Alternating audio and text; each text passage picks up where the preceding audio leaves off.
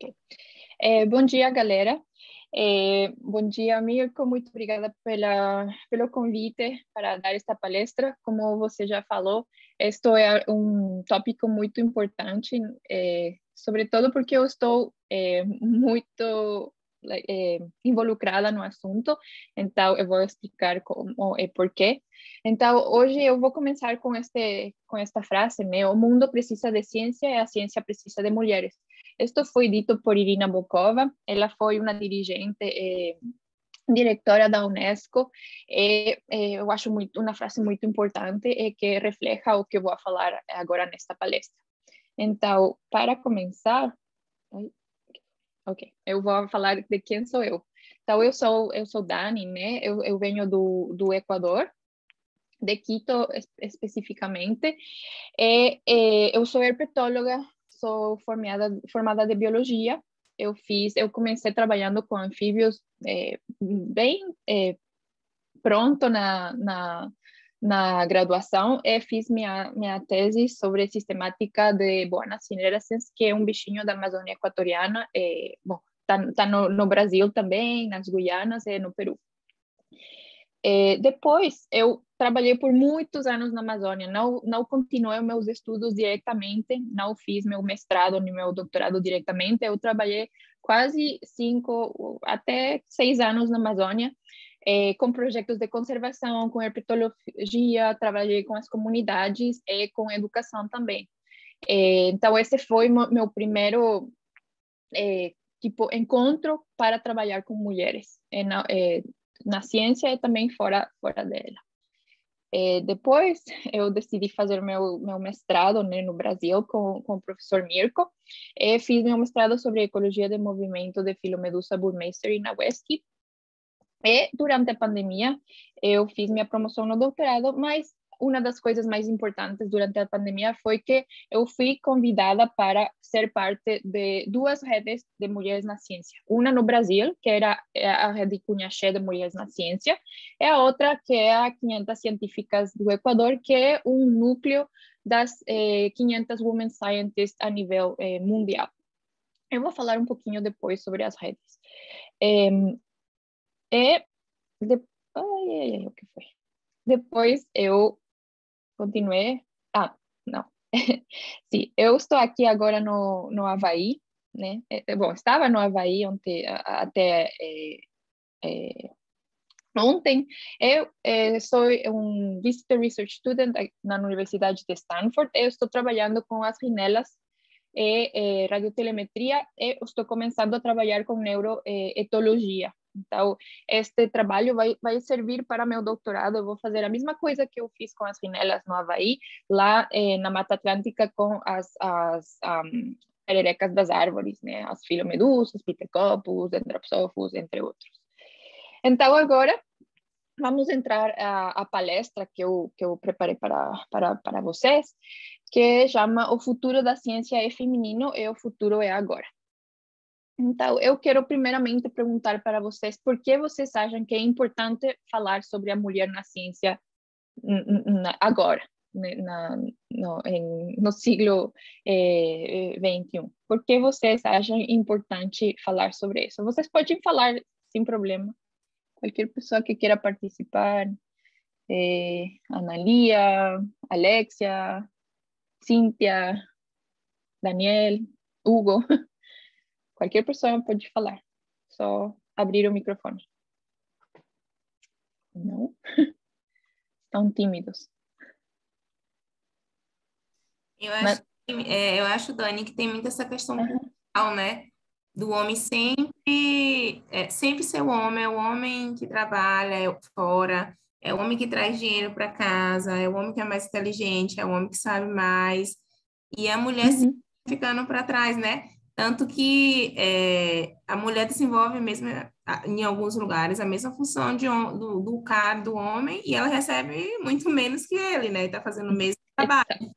E aí a gente vê sempre grandes nomes de homens aí na ciência, e aí tem mulheres que também fazem a mesma coisa, que também são foda, mas elas nem são reconhecidas.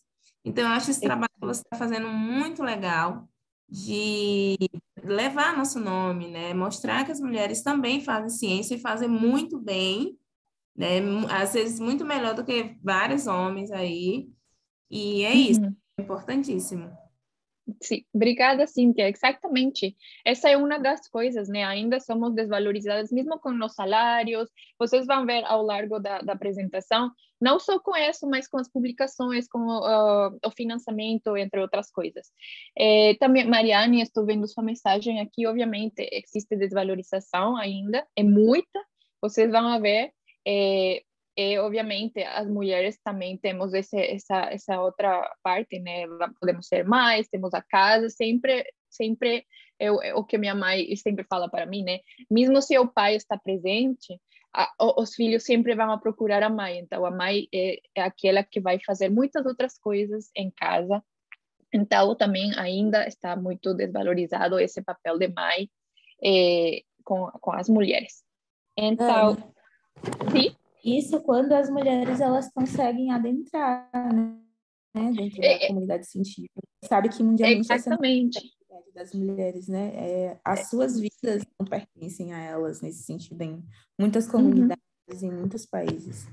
Exatamente. Ainda existe essa oportunidade para as mulheres de ir para a escola, depois ir para a universidade, né? Muitas vezes, se elas conseguem, também não conseguem terminar os estudos por muitas razões que também vamos a falar hoje. Obrigada, Natália. Muito bem.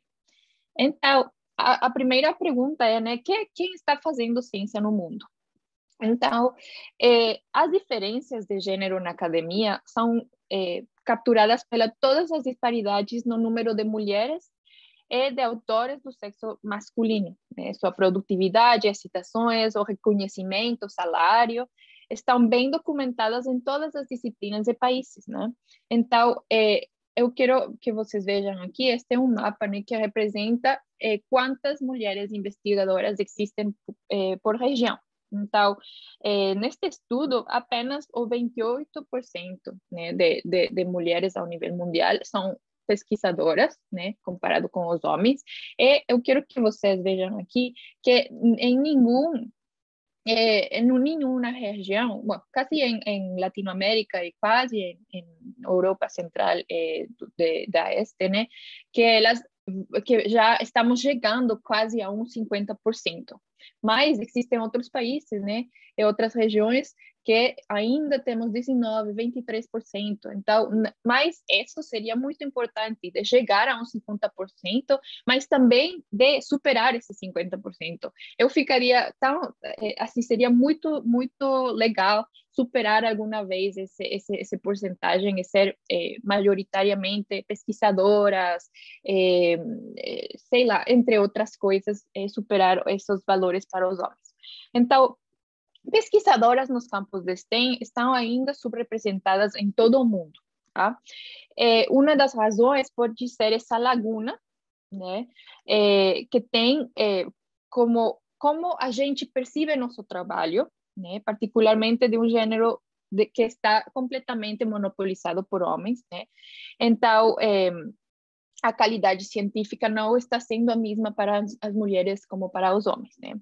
Então, isso é o que está mostrando o mapa, né? A quantidade de pesquisadoras. Ainda somos minoria, como eu falei, só o 28% são mulheres pesquisadoras ao mundo inteiro. Então, ainda estamos subrepresentadas. Agora, também existe o problema de citações, né, em comparação com os homens, né? Então, quando as mulheres publicamos trabalhos, nossos trabalhos, mesmo se são publicados em revistas, inclusive de alto impacto, são ainda menos citadas em comparação com os autores masculinos, né? Então, aqui, este foi um análise que foi feito especificamente para ciências químicas, né? Mas a mesma coisa sucede com biologia, com zoologia, com ecologia. Então, temos os 7,2 de publicações de autores masculinos versus um 5,6 de autoras femininas, né? Mas, olhem aqui, só o 17,8% de nossas publicações são citadas em comparação com 82,2% de citações masculinas. Então, a mesma coisa aqui, eu quero que vocês vejam a proporção de autoras femininas versus a proporção de autores masculinos, né? Quando é um único autor, quando existem colaborações nacionais e quando existem colaborações internacionais. Então, sempre, igualmente, existe esta diferença no número de citações. Então, ainda somos menos citadas que os homens. Agora, aqui, este é justamente a produtividade das pesquisas, né? Na maioria dos lugares do mundo, está ainda também nominada por autores masculinos, que é representado por a color azul, né? Aqui. Quando não existem mulheres nas publicações, é azul um pouco mais forte, né? É o vermelho, né? É o alto, quando existem várias mulheres nas publicações. Então, os lugares onde temos a maior paridade do gênero na produção são os lugares brancos, né? Então, aqui onde está o ícone, que seria a Argentina, e alguns países da Europa, né? Mas a dominância feminina tende a ocorrer, né? Aqui nos países laranja, mesmo que são países também que têm menor pesquisa. Então, isso é algo positivo nesse caso, porque mesmo nesses países, se existe menor pesquisa, ainda são as mulheres que estamos fazendo pesquisa. Então, isso que está abertas as possibilidades para que a mulher entre no mundo da pesquisa. Mas, globalmente, as mulheres representam menos do 30% da autoria. Então, há menos citações de trabalhos em que uma mulher é a primeira autora, né? Ou a última autora. Esta é uma porcentagem muito menor em mulheres que estão envolvidas em colaborações internacionais. Então, ainda quando fazemos colaborações, por exemplo, a gente faz colaborações com os Estados Unidos, com outros países em Latinoamérica, ainda existe essa dominância do gênero masculino em as publicações. Então, podemos dizer que ainda somos invisíveis. Então, aqui, os homens citam, reconhecem, estabelecem parcerias e lideram melhor com outros homens, né? Então, portanto, as mulheres temos menos oportunidades de orientação e colaboração, recebemos mais revisões negativas e temos artigos que são rejeitados com mais frequência. Porque ainda todo isso de, por exemplo, pesquisadores, né, os pesquisadores e dirigentes dos laboratórios são ainda dominados por homens. Eu vou mostrar para vocês como as revistas, os editores, revisores, são dominados por homens. Então, justamente, existem vários artigos que até comprovam que se as mulheres são os corresponding authors, por exemplo, elas ainda vão ter essa possibilidade de ser mais rejeitadas que os homens. Então, isto é chamado de epistemologia da ignorância, né? Então, isto são duas coisas diferentes, né? Epistemologia e ignorância, né? Epistemologia é o nome do estudo, de conhecimento de suas formas, e a ignorância é justamente a condição de não saber. Então, a epistemologia parece não ter nada a ver com a ignorância, mas neste livro aqui, os autores Sullivan e Tuana propõem que a ignorância é tanto uma lacuna no conhecimento, é uma supervisão epistêmica que pode ser remediada, né? Então, que surge justamente devido à falta de tempo para compreender, a falta de conhecimento, de aprendizagem de algo conhecido anteriormente, né, para fins negativos. Então, qualquer que seja a sua definição, seus impactos são marginalizados, né, e justamente existe essa privação à exploração de diferentes grupos e de indivíduos. Então, por isso que a gente pode explicar esta desigualdades com a epistemologia da ignorância. Aqui eu quero que vocês vejam esta pirâmide discriminatória. Eu vou falar de várias destas fatores aqui. Este é um artigo que a gente fez com a Rede de Mulheres na Ciência, que está aceito na Nature Human Behavior, né? E que ainda não publicado, mas já quase. Então, existe justamente uma discriminação que vem de vários anos atrás. Então, por isso que ainda continua. Existe um monopólio científico, existe educação não inclusiva, né? Existe assédio na academia, um ambiente hostil na academia, existe uma falta de diversidade nas editoriais e nas bancas de apoio financeiro para mulheres. Então, tudo isso cria esta dificuldade para as mulheres continuar nossas carreiras de forma igual, né? Então, esta discriminação múltipla histórica começa com a Margaret Rossiter. Ela tinha 24 anos quando foi uma das poucas das primeiras mulheres inscritas em um programa de pós-graduação em Yale, aqui nos Estados Unidos. Ela dedicou quase toda a sua vida para a história da ciência. Então, ela estava um dia em uma reunião, né, com seus colegas. Ela perguntou assim: olhem, vocês já existiam mulheres cientistas? Vocês conhecem? Né? E a resposta que ela recebeu foi: não, nunca, nenhuma. Alguém assim mencionou, né, uma conhecida cientista que era Marie Curie, mas que não deram a importância que Marie Curie precisava, né? Mas os professores falavam que Curie era só uma ajudante do seu marido, né? Então, ao invés de discutir, Margaret, né, ela ficou assim, em silêncio, né? Ela falou: percebi que esta não era um assunto aceitável. Então, ela dedicou toda a sua vida à história na mulher da ciência. Então, as descobertas de Rossiter foram impressionantes, né? Porque foram figuras-chave da Fundação Científica Nacional, por exemplo, aqui nos Estados Unidos, a NSF, que é a organização que dá todas as bolsas agora, quase todas as bolsas nas universidades, nos programas de pós-graduação. Justamente foi essa NSF que financiou todas as pesquisas de Rossiter ao longo dos anos. Então, a partir dos anos 80, ela começou a financiar esforços para aumentar a representação de mulheres na ciência, na engenharia, na academia, entre outras coisas. Então, ela falou, né, que é importante notar que historicamente a mulher tem esse papel de subordinação na ciência e que não é uma coincidência, né? Justamente por falta do mérito que as mulheres merecemos. Então, justamente existe esta camuflagem intencional que está sobre a presença de mulheres na ciência.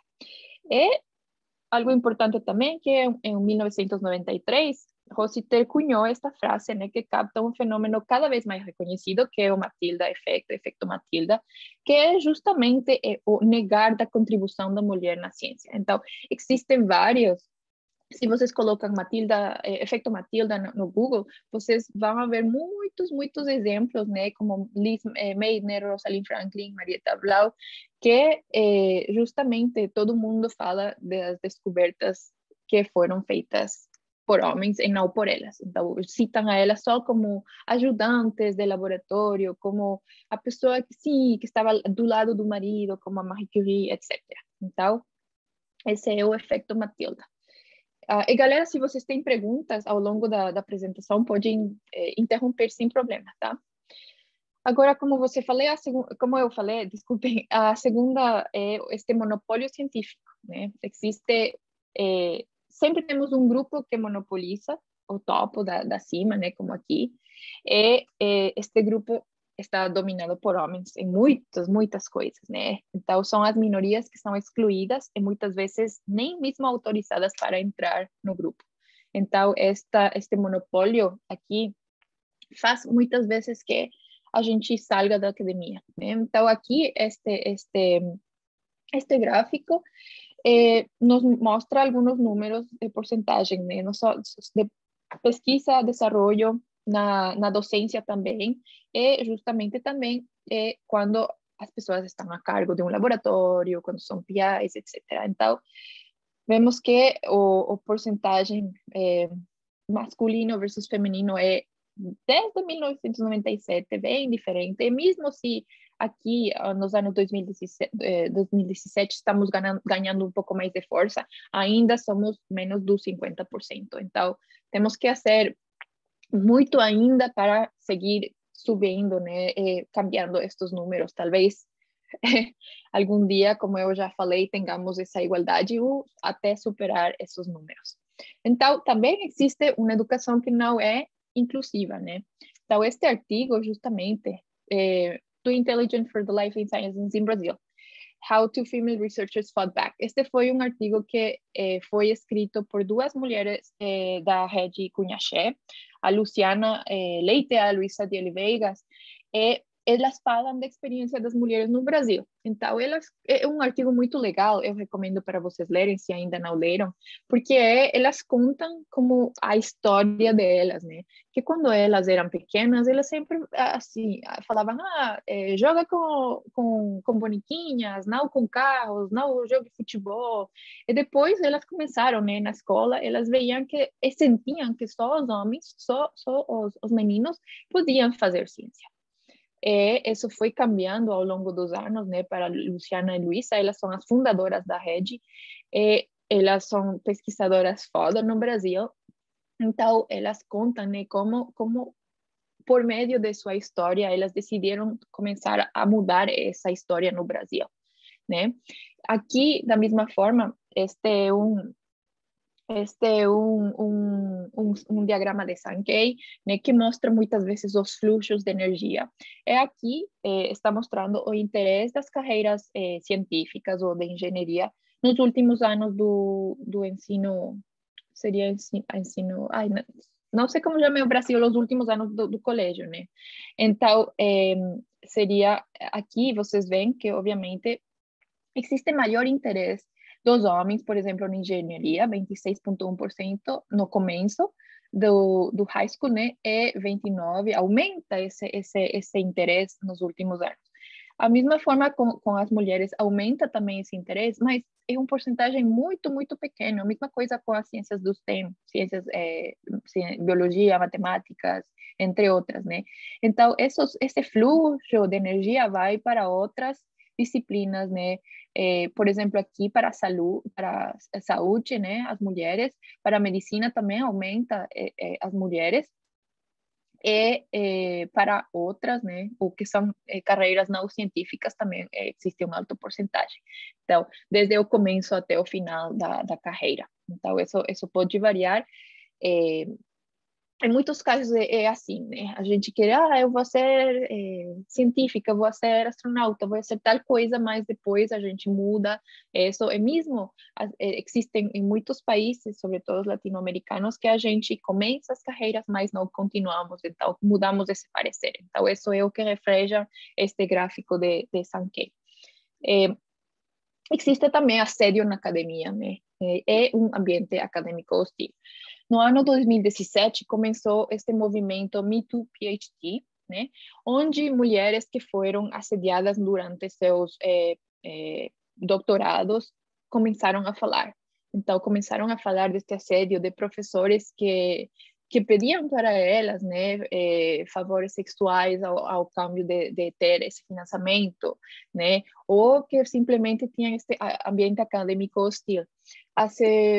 Acho que foi o ano passado, agora não lembro o nome do documentário que saiu na Netflix, né, que conta justamente histórias de mulheres cientistas que foram assediadas por um professor na Antártica, num projeto na Antártica. Elas falaram, depois disso, também muitas mulheres cada ano falam sobre este problema, né? Então, também existe rejeição que é repetitiva, o síndrome do impostor, burnout acadêmico, quando a gente está com tanta coisa, né? Existe esse burnout.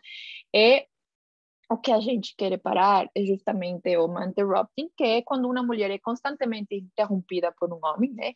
Que são incapazes de apresentar ou de concluir o seu raciocínio, ok?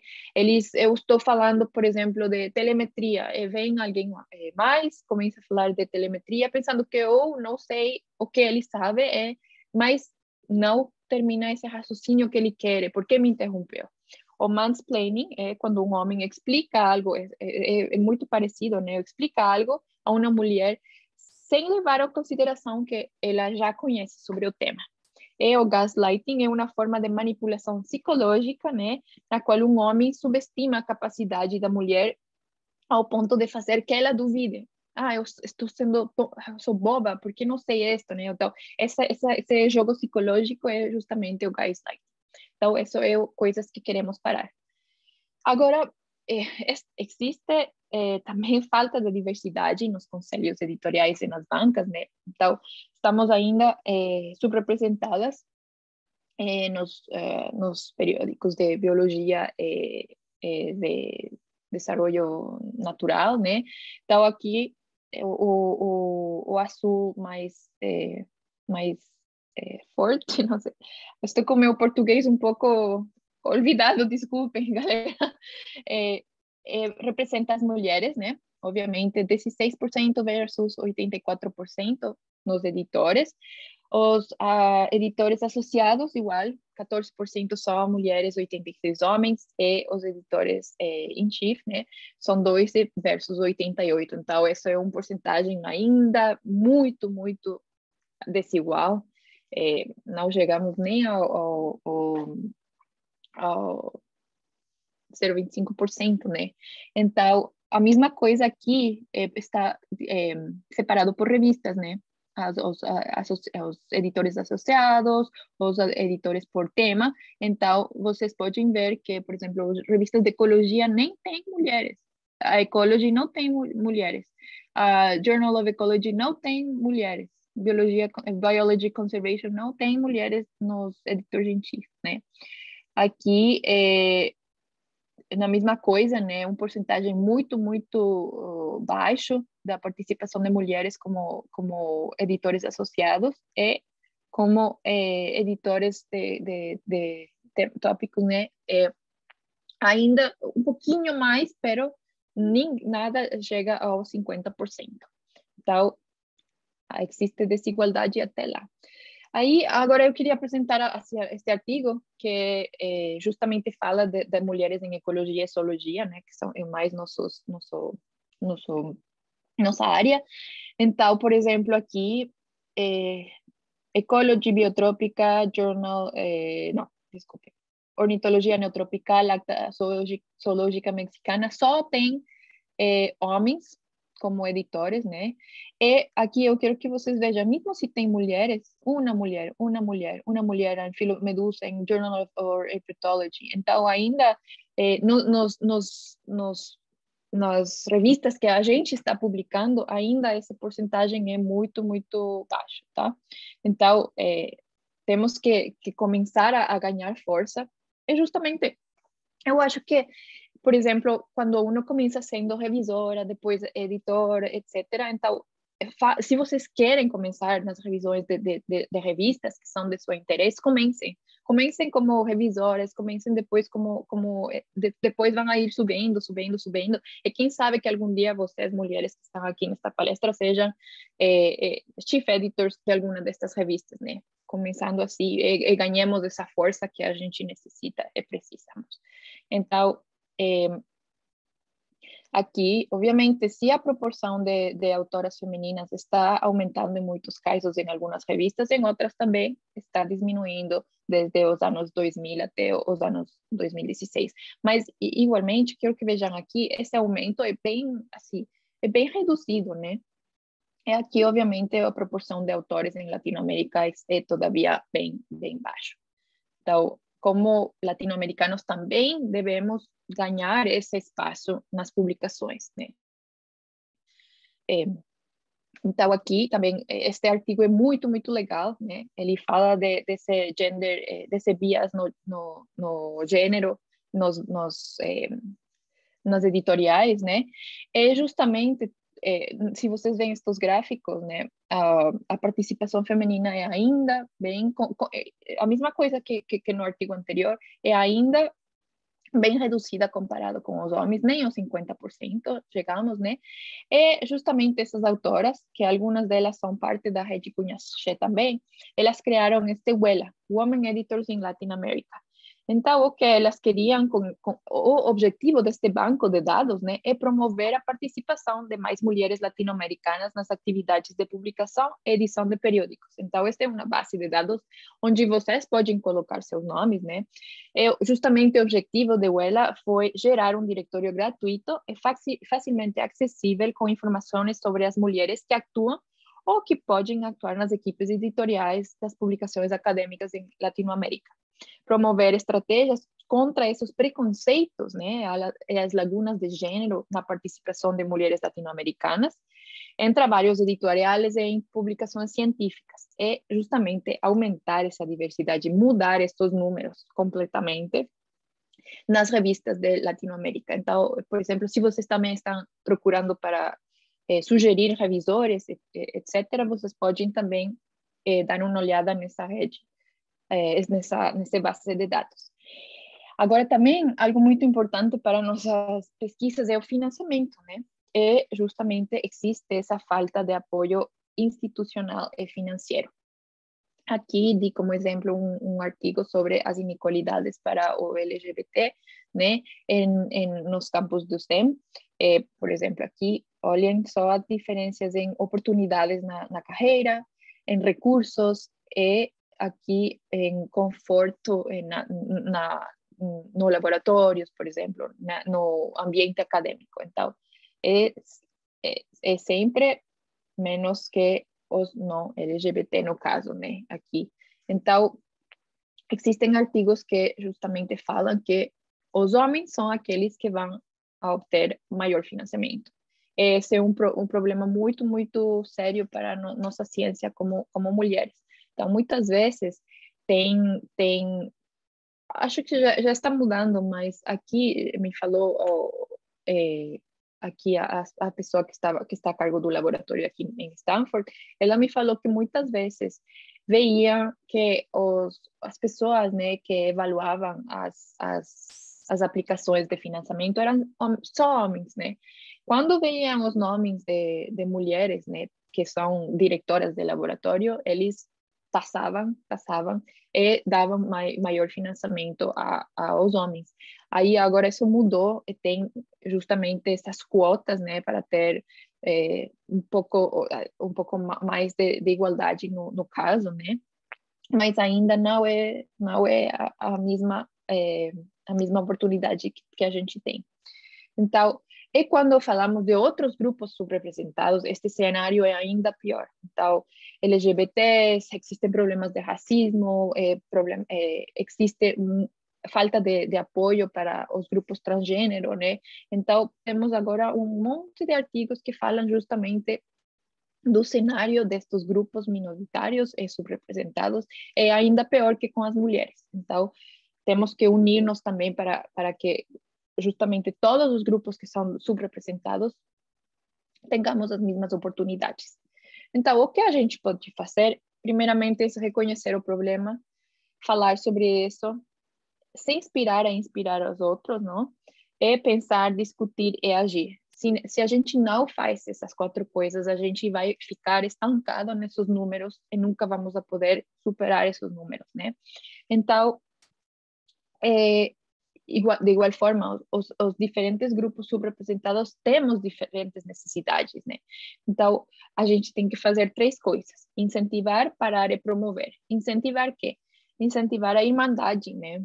Entre as mulheres. Tem muitas vezes que as mulheres nos sentimos tipo, eu não quero trabalhar com ela, que temos essa competência. A gente tem que parar isso, né? Temos que incentivar essa irmandade, participar de trabalhos de mulheres, convidem a outras mulheres a participar de suas pesquisas. Procurem, por exemplo, revisoras, né? Mulheres, ter mulheres nas suas bancas, procurem colaborações com mulheres cientistas para projetos, para propor, sei lá, algum projeto para financiar, etc., né? Paremos o interrupting, mansplaining, gaslighting, paremos essa competição, né? Essa cultura de competição que a gente sempre teve, né? Paremos também a divisão do trabalho sobre estereotipos, né? Que a mulher, você mulher faça laboratório, eu vou para o campo porque sou homem, né? Você não é forte para ir para o campo. Não, vamos todos fazer a mesma coisa. Em seus trabalhos involucrem coisas, uma diversidade de coisas que vocês podem fazer e que vocês pensavam que não podiam, né? E promovamos ambientes de pesquisa seguros, apoios a mais científicas, né? Tratemos de promover políticas públicas que financiem projetos liderados por mulheres, mas também políticas institucionais que condenem o assédio intelectual, moral e sexual no meio acadêmico. Então, justamente temos essas diferentes necessidades, né? Durante a pandemia, saiu este artigo, também da Rede Cunha-Che, né? Elas propunham diferentes estratégias para lidar com os impactos da Covid nas mães acadêmicas brasileiras. Então, elas criaram várias estratégias ao longo prazo, a médio prazo e a curto prazo. E também, né, o triunfo do Parenting Science, né, sobre o registro dos períodos de licença de maternidade no Lattes, isso também é algo muito, muito importante, né? 2 anos, como fala aqui, é meio esperando por essa notícia, mas o grupo do Parenting Science conseguiu isso. Então, esses logros, esses triunfos são muito importantes justamente para ganhar essa força. E, obviamente, temos também os grupos transgênero, né, de cientistas pós-Covid nesse artigo, onde falam, né, que devemos investir como? Então, apoiar o acesso aos cuidados da saúde, por exemplo, das pessoas transgênero, de cientistas transgêneros, para que eles consigam continuar na academia, desenvolver fundos, prêmios para apoiar a carreira deles, desaprender, então, desafiar suposições, perspectivas da cultura científica que apagam ou diminuem as experiências transgênero, e interceder, então, respeitar os nomes e pronomes escolhidos por eles, e desenvolver procedimentos inclusivos de mudança do nome dentro das instituições, né? Falar contra políticas, leis contra pessoas transgêneros, considerar todas as necessidades que estes cientistas também necessitam no meio acadêmico. Então, algumas necessidades, mesmo se são diferentes, outras são comuns a todos, né? Então, aqui está a outra parte de nossa pirâmide discriminatória com as soluções inclusivas, né?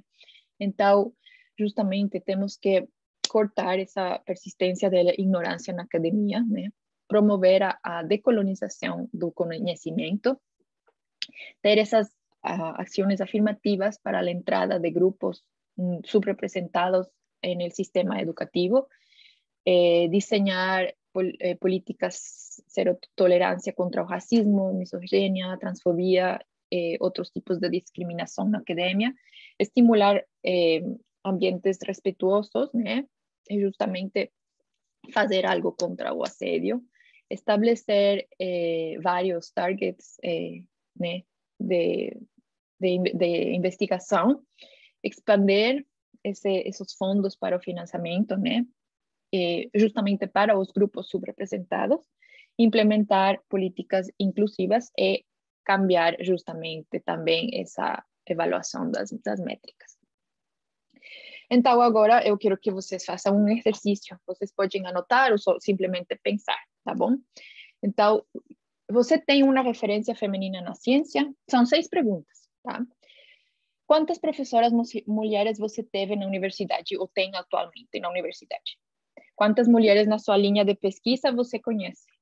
Quantas colaborações você tem com mulheres? Quantas coautoras mulheres nas suas últimas publicações? E quantas mulheres estão ou estiveram nas suas bancas?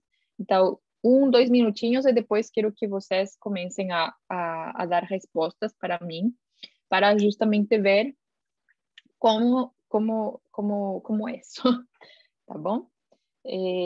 Depois disso, tenho só uma coisinha a mais.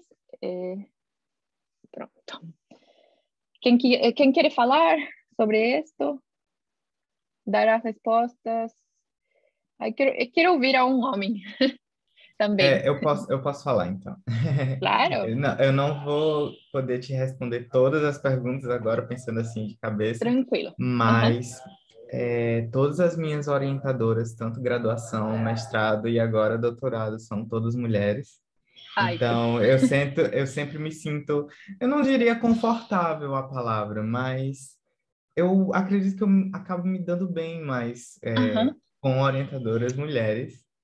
E felizmente eu também tive muitas professoras mulheres durante a graduação.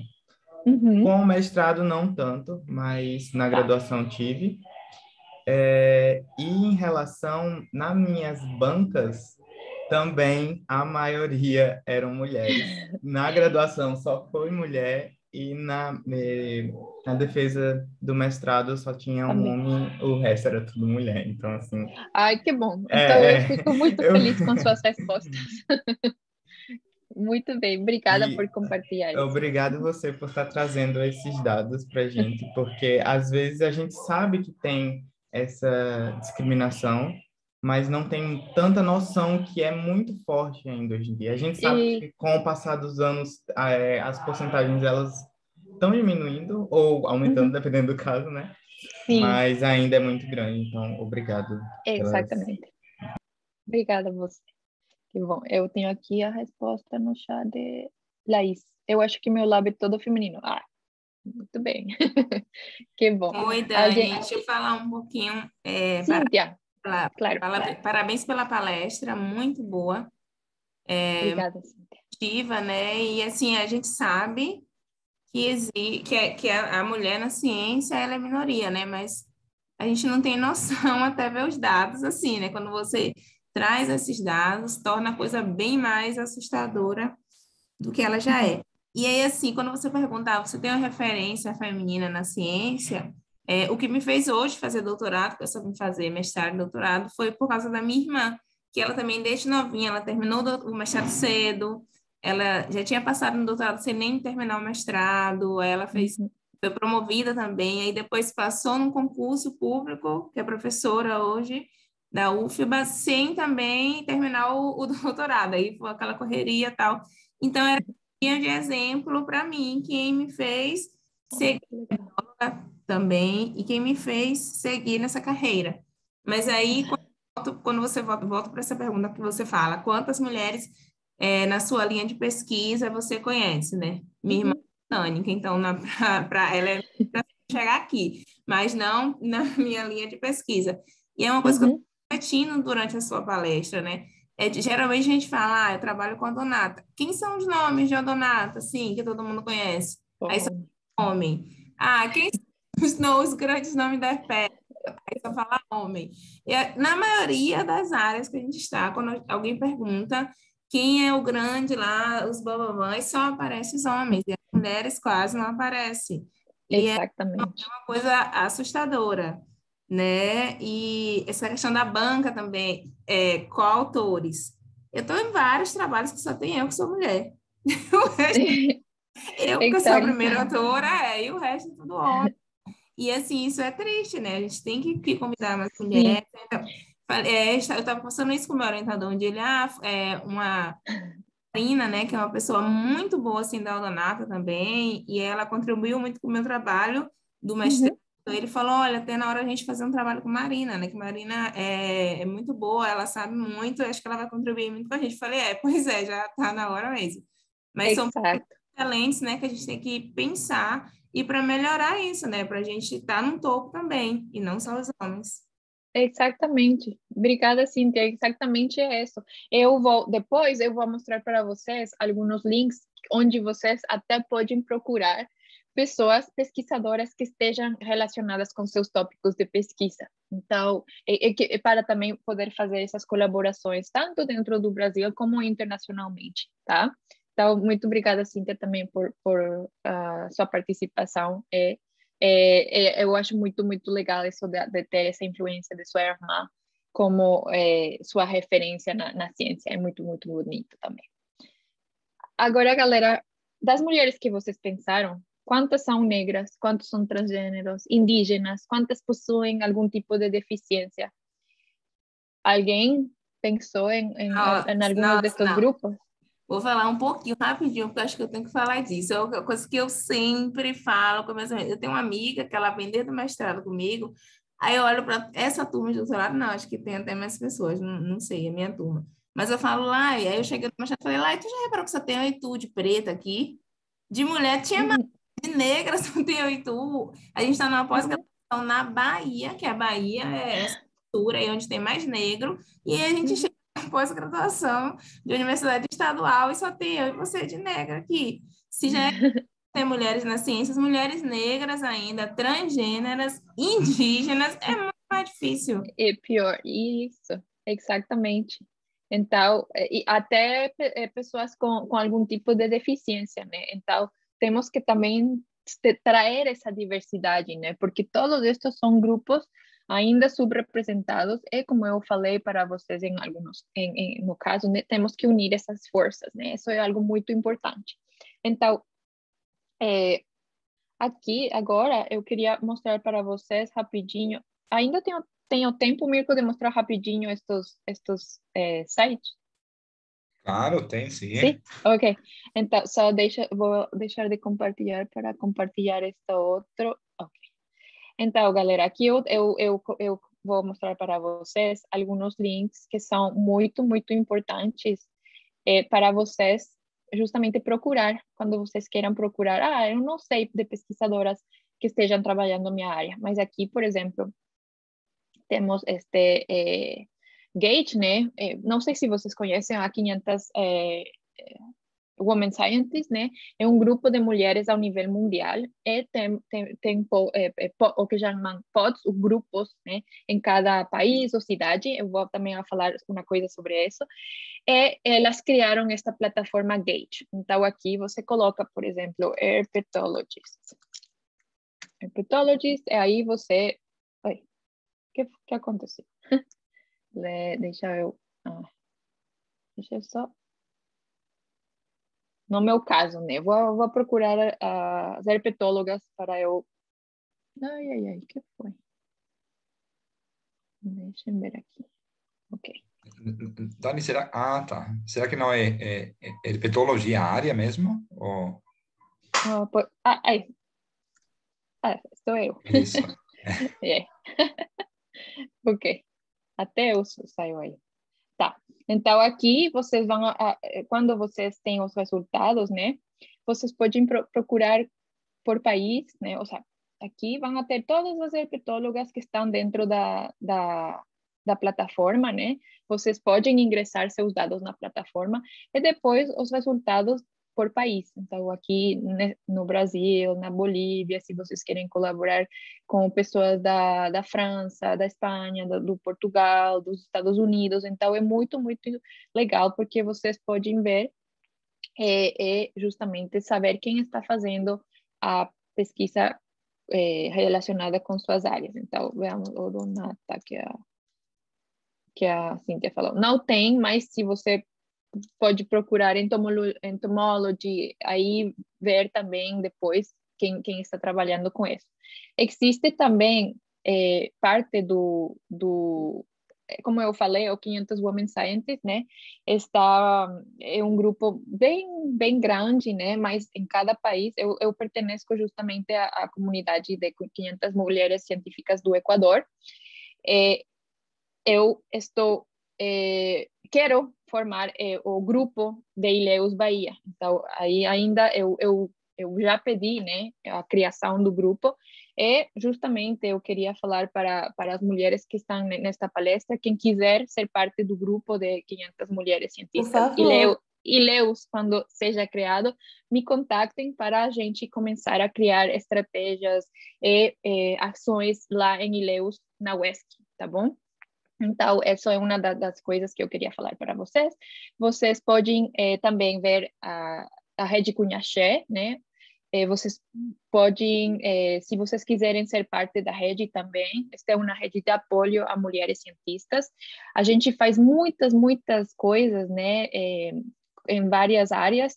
Temos várias linhas de ação, né? Temos educação, que trabalhamos com escolas, temos pesquisa, temos grupos que estamos trabalhando para que as meninas ingressem na ciência, que as meninas continuem no mundo da ciência, né? Essas são as 4 criadoras da rede. Então, se vocês... atualmente somos mais de 80 integrantes de vários lugares do Brasil e do mundo, brasileiras que estão no mundo inteiro. Eu acho que somos duas não brasileiras, né? A Luísa, que é da Colômbia, eu, que sou do Equador. Mas é um grupo que está aberto, se vocês querem fazer parte, deem uma olhada aqui. Também a rede de mulheres brasileiras, né? Esta é uma rede que também vocês podem... eu tenho o banco de dados de mulheres brasileiras na ciência, né? E existem outras redes, as redes de mulheres na mastologia, na ecologia.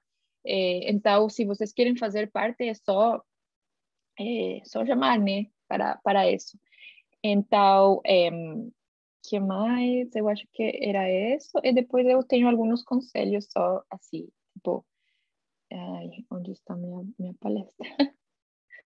Ai. Aguardem aí. Ok, aqui está. Então, aí queria só aqui. Depois eu posso passar os links para todos vocês verem, né? E aqui, vocês estão vendo minha tela? De novo? A palestra? Sim, A sim. apresentação? Sim, ok. Então, meus conselhos são, né, que tenham diversidade em seus grupos de trabalho e pesquisas, que incluam mulheres, pessoas indígenas, pessoas com deficiência, até diversidade não só brasileiros. Façam colaborações internacionais, procurem internacionalmente quem está fazendo isso. Por exemplo, eu estou aqui justamente porque eu fiz isso. Eu fiz uma procura de quem estava fazendo algo como o que eu queria fazer, e depois existiu esse link, né, com a Lauren, que é minha orientadora aqui, e ela me convidou para participar em projetos aqui no seu laboratório. Então, procurem isso. Proponga revisoras para seus trabalhos, não só revisores. Comecem a ver, quem é uma pesquisadora ou alguém que pode revisar meus trabalhos. Então, incluam pelo menos uma mulher em suas bancas, né? E conheçam mais sobre as redes de apoio e redes de mulheres cientistas em suas áreas, para que vocês possam se involucrar de alguma maneira para procurar essas soluções que a gente precisa. E não somente as mulheres, também os homens, né? E os homens têm outra linha de ação aí, por exemplo, vocês têm uma linha, uma importância também em trazer diversidade a seus grupos, né? Trazer mulheres a seus grupos, e fazer sentir as mulheres em um ambiente legal para trabalhar com vocês, etc. Não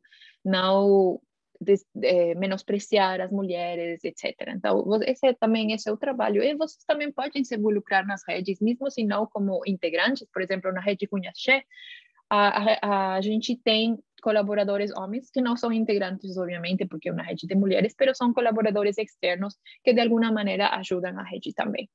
Então, foi isso por hoje. Muito obrigada, galera. Muito obrigada, Mirko, pelo convite. Se vocês têm perguntas, podem me enviar um correio ou no WhatsApp. Eu também queria compartilhar com vocês que o Perpetuum Movement Ecology, por exemplo, agora é um grupo que a gente criou, né, que de nossa área de pesquisa, e que tem mais mulheres que homens trabalhando lá. Então, estou muito feliz com isso. Quem quiser trabalhar, fazer parte das redes, só me chamar. Muito obrigada.